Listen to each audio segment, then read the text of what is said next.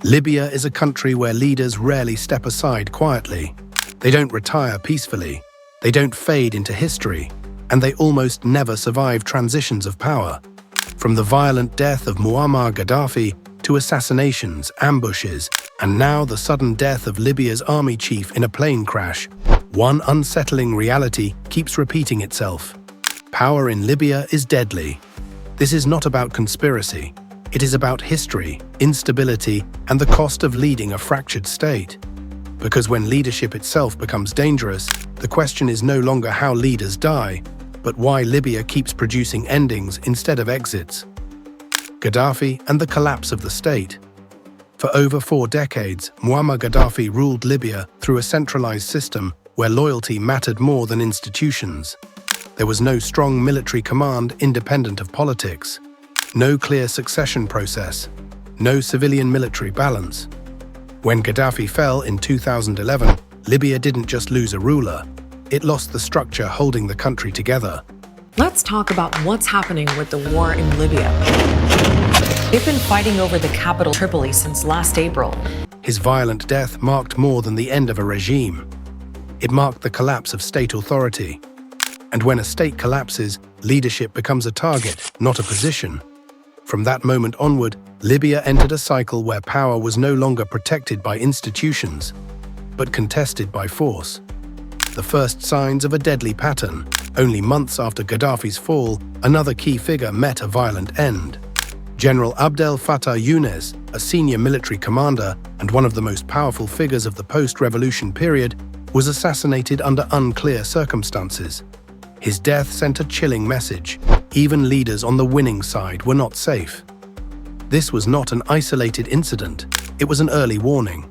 Without unified command, clear law, or national reconciliation, leadership roles became exposed. A country full of different tribes, and Gaddafi's strategy was governing Libya for 40 years was play those tribes off against one another. Holding power meant standing in the crosshairs of rival militias, political factions, and foreign interests. Libya had entered an era where authority carried a death sentence. Militias, fragmentation, and permanent risk. After 2011, Libya did not rebuild a single national army. Instead, dozens of armed groups filled the vacuum. Each claimed legitimacy, each controlled territory, each answered to its own leadership. In this environment, senior figures were no longer protected by the state. They were protected, if at all, by personal alliances. Tribes and militias had fought together to overthrow Gaddafi, turned against each other to fill the power vacuum created by his death. This created a system where leaders became symbols of factional power. Symbols became targets, and violence became political messaging. Assassinations, ambushes, and sudden deaths followed. Not because Libya lacked leaders, but because it lacked protection for leadership. Foreign interference and leadership danger. Libya's instability did not unfold in isolation. Regional and global powers backed different factions, politically, militarily, and financially. This turned Libya into a battleground of influence. When foreign interests intersect with weak institutions, leadership becomes expendable, not necessarily through direct action, but through prolonged instability. In such environments, leaders are blamed for failures they cannot control. Compromise is seen as betrayal, and survival depends on constant power balancing. The result is a system where leaders are always one crisis away from removal, violently or suddenly.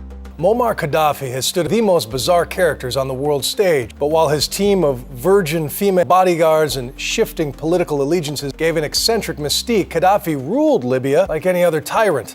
The army chief and a fragile balance. In recent years, Libya attempted something rare: military unification. The role of the army chief was critical, acting as a bridge between rival authorities, regional forces, and international mediators. This position was not just military, it was political. It required navigating competing governments, armed factions, foreign military partnerships. And then suddenly, the army chief was gone, killed in a plane crash. No battlefield, no assassination claim, no public accusation, but the impact was immediate. Once again, a stabilizing figure disappeared from Libya's fragile system. No, no one against us. Against me for what? Because I am not president. But then They love me, my people with me. They love me all. Why the method doesn't matter. Some deaths are violent, some are sudden, some are unclear. But the method is not the pattern. The pattern is removal. Libyan leaders rarely leave office through elections, retirement, or orderly transition. They leave through collapse, assassination, capture, or sudden death. This reflects a deeper issue. Libya lacks safe exits from power, and when exits don't exist, leaders cling to authority or die trying to hold it. The absence of institutions. In stable states, leaders are protected by systems, courts, constitutions, clear chains of command. In Libya, those systems remain fragile or contested. This means leadership depends on personal security. Authority depends on force, and legitimacy depends on survival. It's possible that the world's decisions are being based on reports, political decisions. They should be looking for the truth of what is happening on the ground in Libya. In such conditions, leadership becomes a high-risk occupation, not because leaders are uniquely flawed, but because the system itself is broken. The psychology of power in Libya. In Libya today, power is temporary and contested. Every leader knows they may not be replaced, they may be removed, they may not lose influence, they may lose their life. This creates a cycle of mistrust, militarization, and escalation. When leaders expect violent endings, they govern defensively, and defensive governance fuels further instability. It is a self-reinforcing cycle. What this means for Libya's future. The death of leaders, whether violent or sudden, does more than shock the nation. It delays reconciliation. It weakens institutions. It deepens fragmentation. Every leadership loss resets progress, until Libya builds systems that protect leaders after power, not just during it. This pattern will continue. Because peace is not just the absence of war. Peace is the ability to step down and stay alive. A country without safe exits.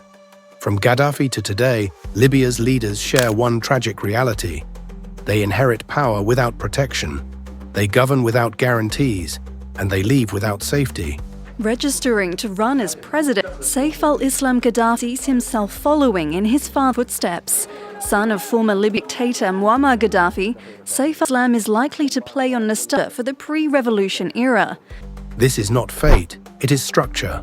And until that structure changes, Libya's leaders will remain vulnerable, not to one enemy, but to instability itself. The question is no longer who will lead Libya next. The question is whether Libya can finally build a system where leadership does not end in death. Because no nation can stabilize when power itself is lethal. If this analysis helped you understand Libya beyond the headlines, like the video, subscribe, and turn on notifications. We focus on history, power, and the forces shaping nations, without noise, without speculation. Some stories aren't about mystery, they're about patterns, and patterns demand understanding.